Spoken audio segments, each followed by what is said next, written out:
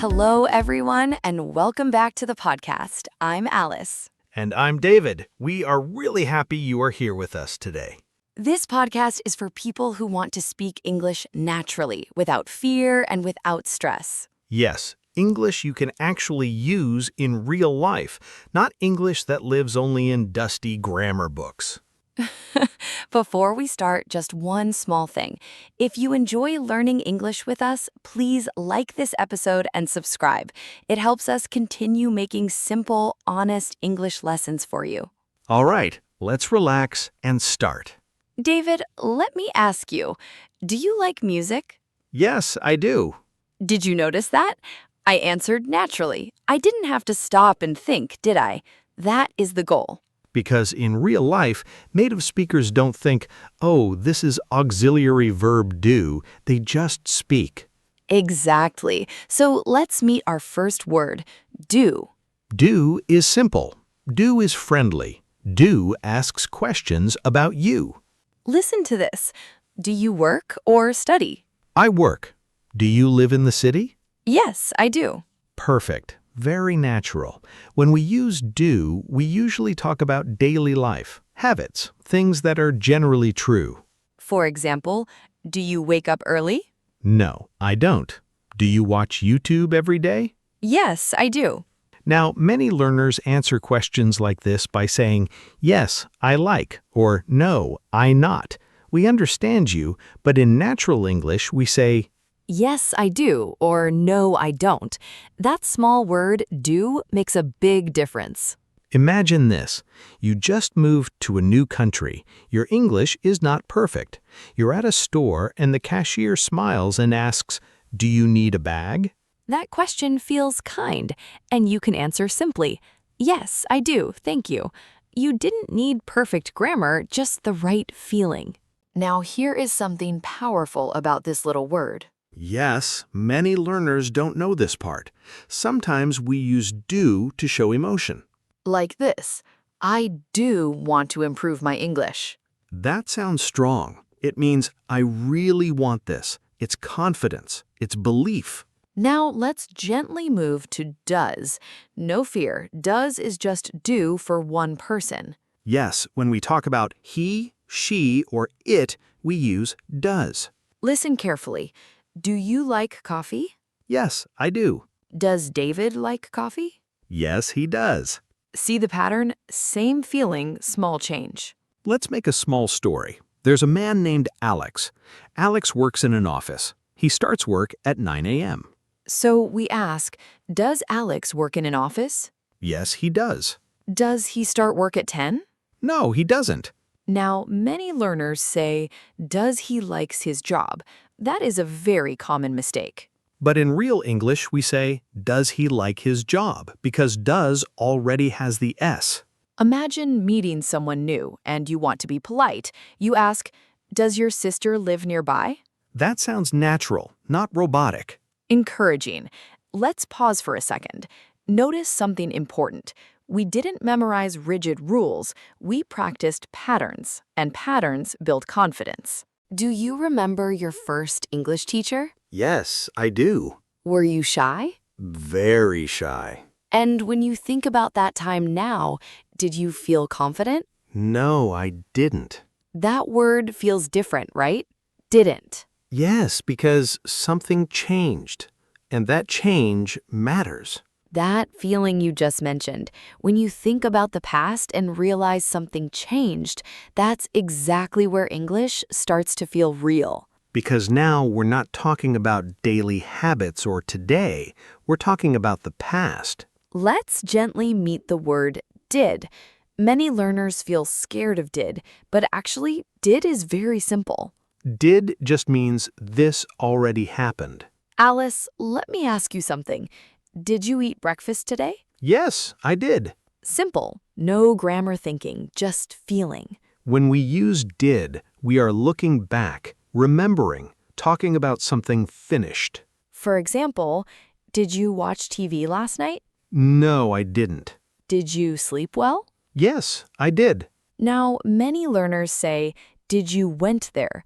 That is a very common mistake. But in real English, we say, Did you go there? Why? Because did already shows the past. The main verb stays simple. Imagine two friends meeting in the morning. One friend asks, "Did you finish your homework?"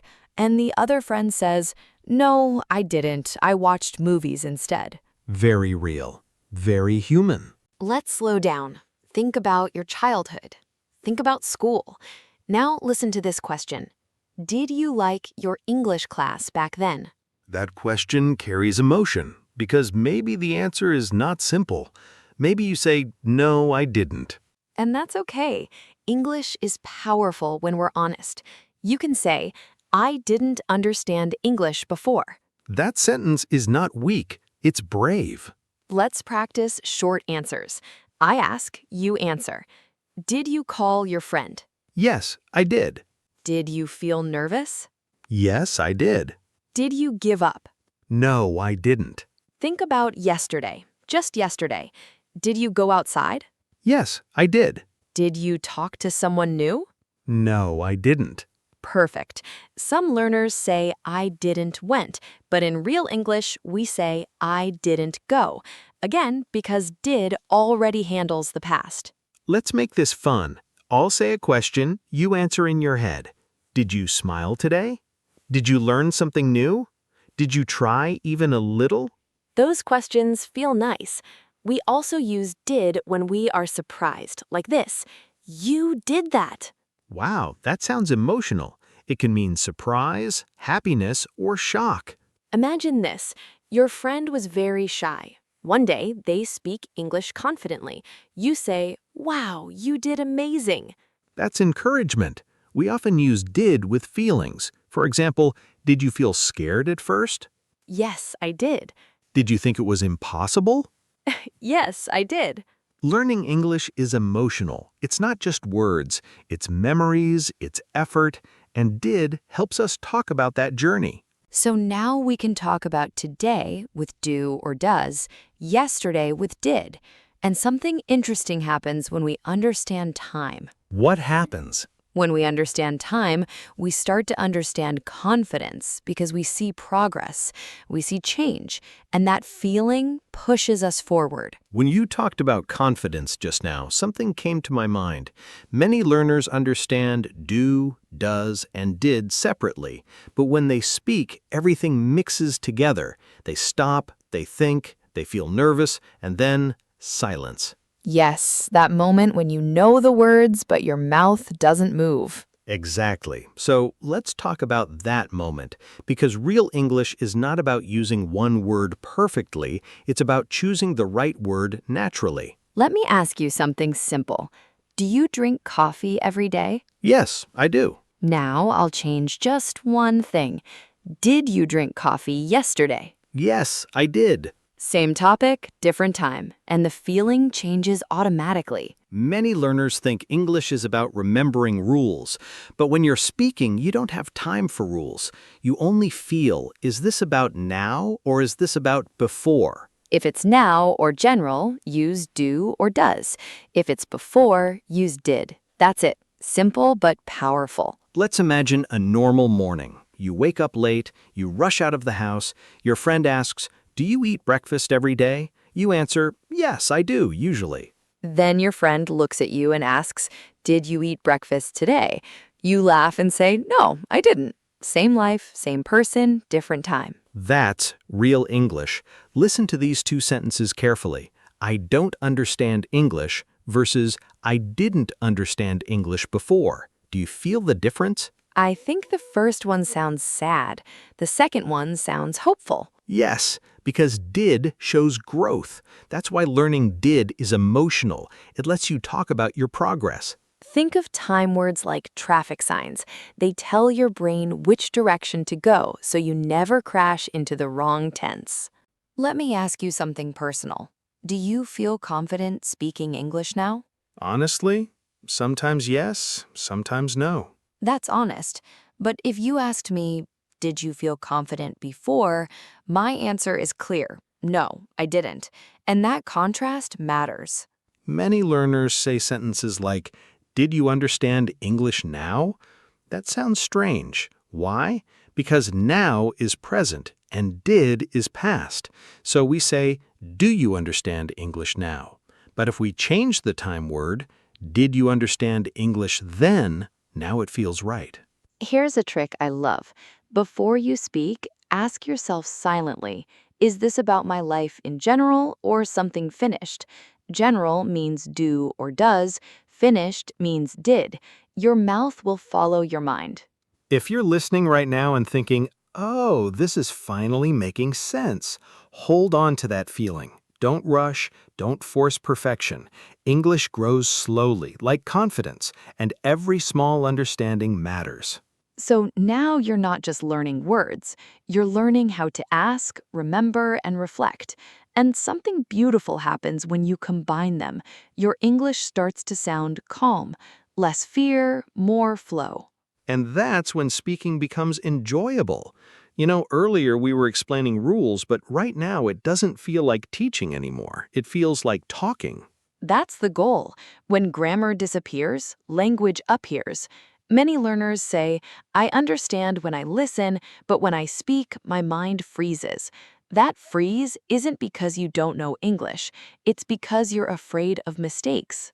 Fear blocks fluency more than grammar ever did. Mistakes are not the enemy, silence is.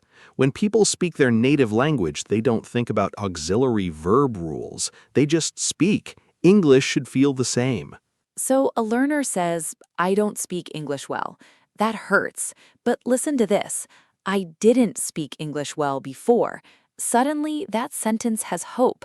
One word changed, but the emotion changed completely. Here is your homework for today. Start talking to yourself in English. Ask yourself simple questions using your new tools. Do I understand this lesson? Yes, I do. Did I practice out loud? Yes, I did. You don't need to speak fast. You don't need big words. Slow, clear, honest. Do you want to improve? Yes, you do. And that's enough. Progress loves patience. If this lesson helped you feel calmer about English, please take a moment to hit the like button and subscribe to the podcast. It really helps us continue creating slow, friendly, real English for you. Remember, you don't need perfect English. You just need to start speaking. We'll keep learning together. Take care, everyone. See you in the next conversation.